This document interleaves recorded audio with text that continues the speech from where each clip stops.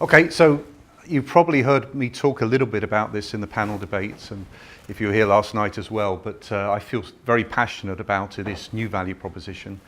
And I'm going to try and explain how we've been approaching it at SAP. And I do want a very interactive end session as well, hearing from you guys how you are approaching it as well, hopefully.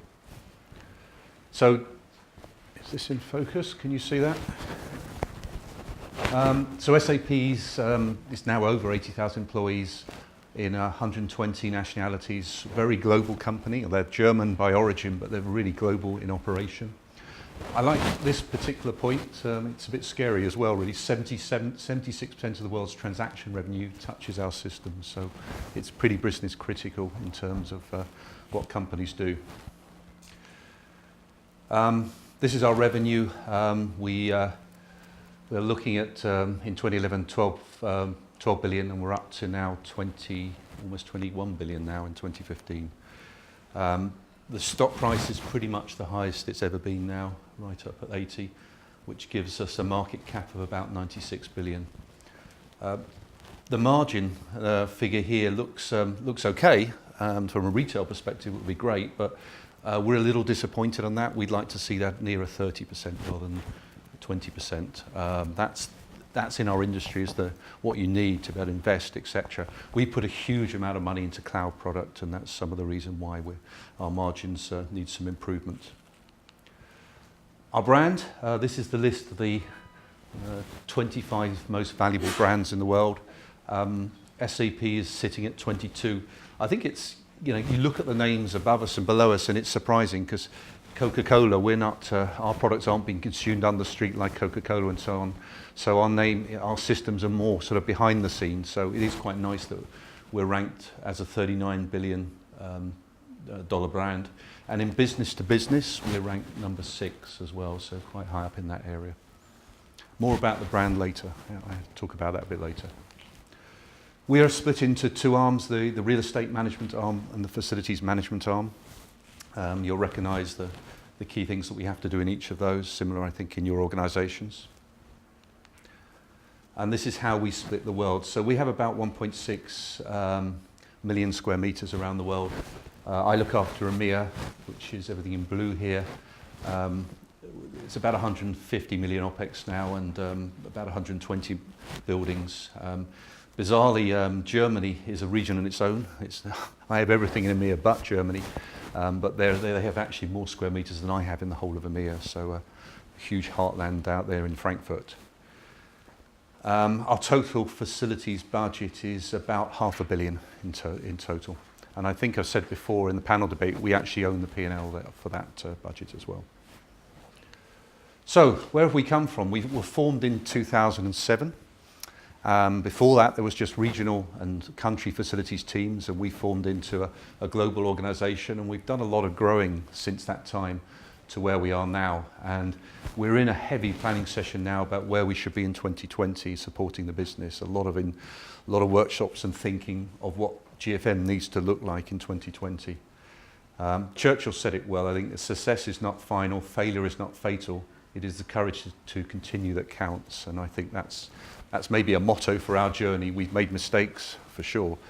We got some things right, but it's the courage to keep going and keep driving for improvements and supporting the business. As I emphasise to our team and to our partners, it's about evolution. It's not about revolution. We have a good thing going now. We're well respected in the business. We're seen as a good, trusted, bottom line department. And with great people, with very high scoring unemployee engagement index and great commitment. But we want to go further than that. We want to become a top line value department, and that's where a lot of the focus has gone on. But the reason for the picture is I don't want to throw the baby out with the bathwater. That's the reason for the picture. Okay, so what do we do? All of us do. We do that. We also do that. But what I'd like our founder, Hasso Plattner, to say is we do this, which is a much more inspirational, facilitating type of service that we provide to the business. And I'm going to talk about this particular value proposition. So the world we live in is highly volatile. We've got all the growth and budget pressures, top left, always feeding into what we do. Big data, digitalization, obviously a major part of what we're doing in our business, but also other businesses out there. The mobility of people is a huge topic. We've heard a lot about it during the course of the day. And VUCA. Does everyone know what VUCA stands for? I better get this right. But volatility, uncertainty, complexity, and ambiguity. So it's really describing the world today is a very much a VUCA world. There's a lot of change going on, a lot of complexity, a lot of dynamics going on that make our job pretty hard at times. So feeding into that, what we do is trying to deliver some key areas of support for the business with all these driving factors and sometimes conflicting factors. So the challenge, we've got cost at one end, we've got brand attraction and retaining people and people satisfaction. It's hard. You can go up into this area, you can go into this area, you can go into this area, but hopefully you'll start gravitating into this area where you're trying to do a number of these things, where you're trying to satisfy sometimes conflicting needs and drivers. I won't go through all these. I'm going to concentrate now on this area, which is the key influences on the top line that we see that facilities management has for SAP. The old traditional value proposition, you'll recognise a lot of those things on the left. I've rather simplistically labelled this side, we look after buildings, and this side, which is our new value proposition, is we look after people. So some of the things here that we're trying to do is all people orientated. We have to continue doing what's on the left. That's what's got us credibility, that's our day jobs. But the value, the huge value going forward is on the things on the right. And if we can do both of these well, we're going to end up in a good place. So these are the key areas I see us driving. Employee attractiveness. The war for talent is huge out there in our industry, and especially in some of the geographies, it's a real battleground out there. So if you can provide input, and we do, with the ways of working with our offices in employee attractiveness, that's key for the organisation. Brand value. I mentioned 39 billion brand, and we play into that brand value at SAP, and I'll explain a bit later as well. EI, I mentioned, it's the third most important metric of how healthy SAP is. So anything we can do in this area, and a lot of what we do plays into this area, is very, very important. This carbon emissions, this sustainability is often the number one topic our employees say we are very, very good at when they mark us. Comes high in all our surveys.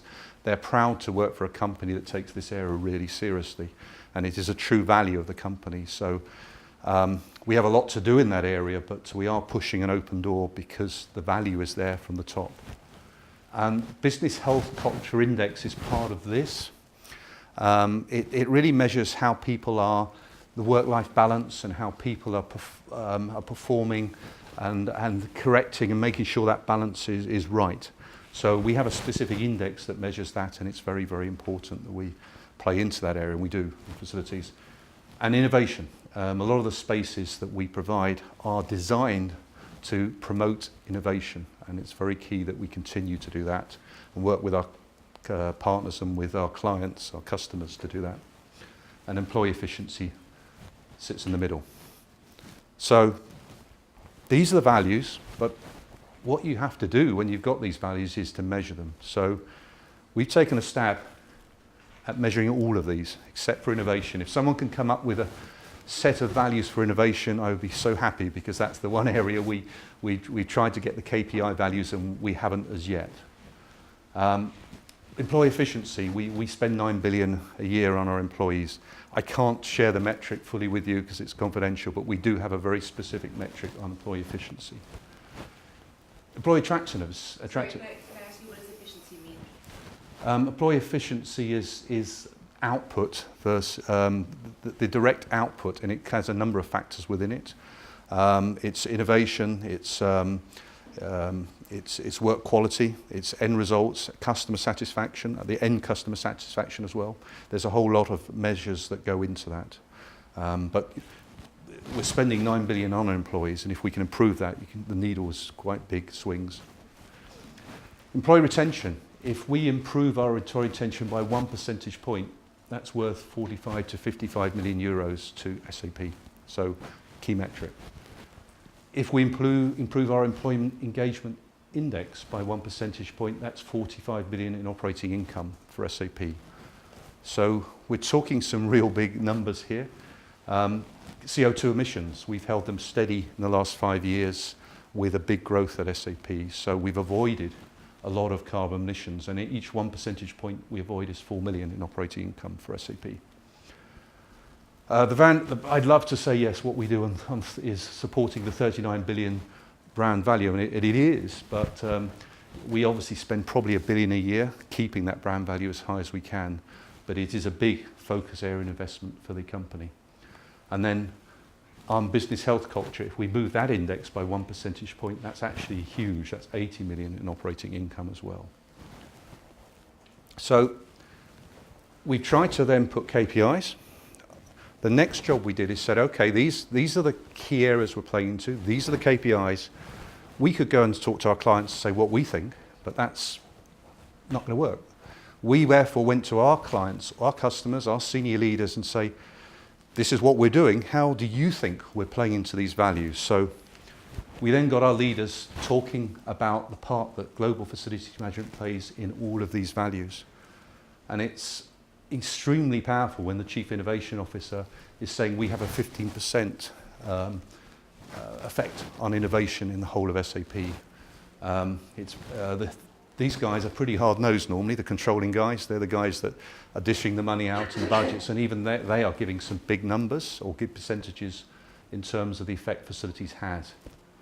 Chief Sustainability Officer, you know, that 30% is what he thinks GFM does. And we have a lot of carbon emissions, a lot of airfares and everything else, air travel and everything else. But he's saying 30% of that whole subject is GFM owned. Goes on, this guy's head of labs. So all the developers that develop our product come under this guy. And employee attractiveness, 25%. So think back to the previous slide and those huge numbers. And these percentages that we play into these areas. Peter Asper is one of our senior finance guys, similar numbers. This, I am open and honest, I think these are too high. JLL has a vested interest to say this, and I think they are probably a bit too high, these numbers, but they are significant numbers and I put them there. Our Chief Marketing Officer, the head of marketing for SAP, says we have a 5% effect on brand value, you know, what we do with the buildings and the signage, etc. And 5% of 39 billion is a big number. So again, very powerful. This is our head of product support, the people that support the customers. They are also giving some very big numbers. And there's a number more of these coming to us.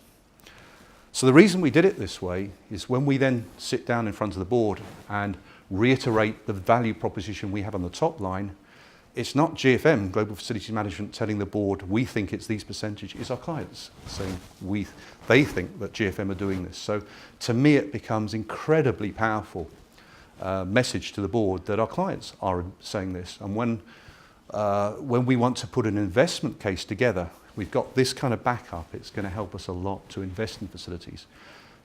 Google made quite a few mistakes, but they totally get the value of facilities, the campuses, the buildings, the social side.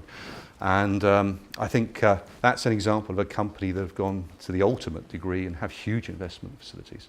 I'd like half of what they've got for sure on facilities, but I'll take a quarter. But anyway, I do think doing it this way round is the right way round. So we are going to be sitting down with our board soon. We want more of these to come in before we do it, but we're very shortly going to be sitting down with the board.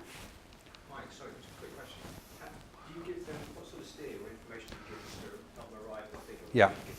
We give them absolutely no perception of how they should mark. So, and it's one-on-one. They don't know what the other people marked either.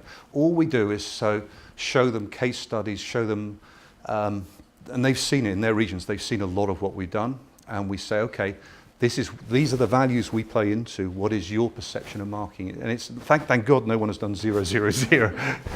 They all have come up with some numbers. So yeah, that's the way we're playing it. So How do you structure? Now this is kind of me free thinking a bit, because we've got to cement this value proposition and the GFM 2020 value proposition, but this is, I think, how we need to do it.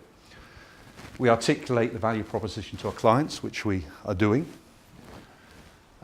We discuss and review this value proposition with the FM team. This is critical. This is absolutely critical.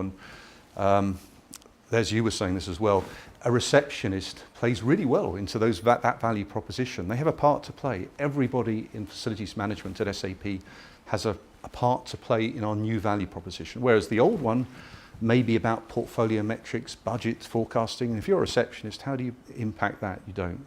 So that's one of the beauties of this new value proposition. Absolutely everyone plays into it. I'd like everyone to be able to deliver an elevator pitch. A couple of minutes, what's the value of GFM, no matter who they are, and we need to help and craft that so they can articulate the value of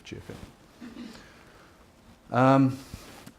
Evolution of our organizational structure, and we've been hours and hours working on this. How do we make a structure that supports our clients? And we've done many models, and then we pulled it back. No, let's look at it from the customer's perspective, and we changed the model, And it's been said before, there isn't one type of customer, there's many different types of customers. We have our board and our senior leadership, we have our general employees, and we have in 2 or 3 different categories of customers, and within the general employees there's different categories there.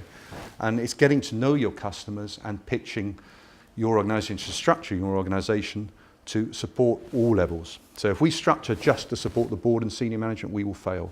And if we just support the employees, we'll also fail. It's having an organisation that can do both.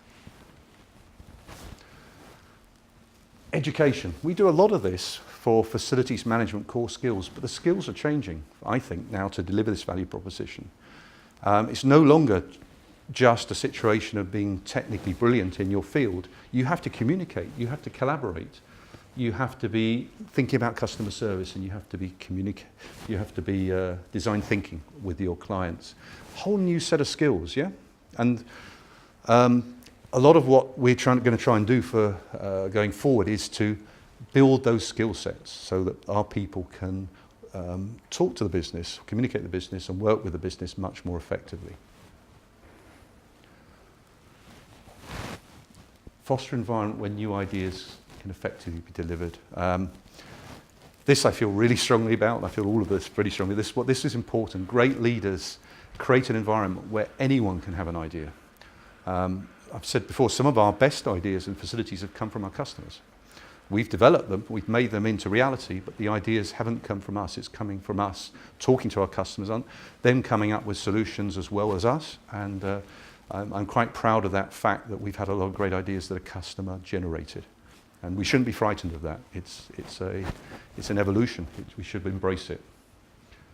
And once we're doing this, and we've already started doing this, you have to promote what you're doing right throughout the organisation, promote our capabilities.